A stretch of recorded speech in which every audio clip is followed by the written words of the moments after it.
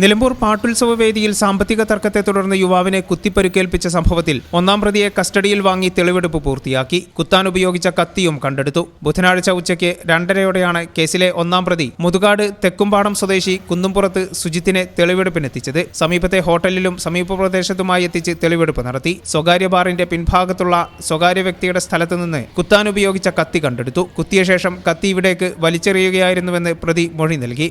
1000 രൂപയുടെ പണമിടപാടുമായി ബന്ധപ്പെട്ട തർക്കമാണ് കത്തിക്കുത്തിൽ കലാശിച്ചത്. ഇക്കഴിഞ്ഞ 17-ന് രാത്രിയായിരുന്നു സംഭവം. വല്ലപ്പുഴ സ്വദേശി കൈപ്പഞ്ചേരി അനൂഫ് ഫർസീനാണ് കത്തിക്കുത്തിൽ പരുക്കേറ്റത്. കേസിൽ സുജിത്തിനു പുറമെ മറ്റൊരു പ്രതിയായ കൂറ്റമ്പാറ ചെറായി സ്വദേശി പൂരങ്ങാട്ട് Shreyas ദാസും അറസ്റ്റിലായിരുന്നു. Nilambur CI BS Binu, SI Ratheesh, ASI Nisha എന്നിവരുടെ നേതൃത്വത്തിലായിരുന്നു അന്വേഷണവും തെളിവെടുപ്പും. തെളിവെടുപ്പിനായി സുജിത്തിനെ ഇന്നലെ കസ്റ്റഡിയിൽ വാങ്ങുകയായിരുന്നു.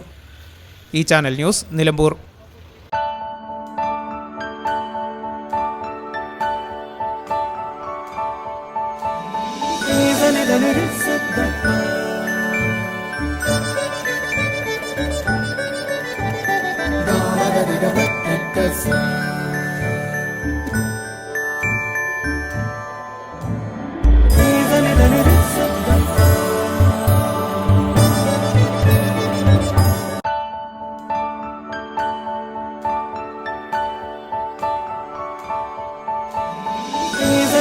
Is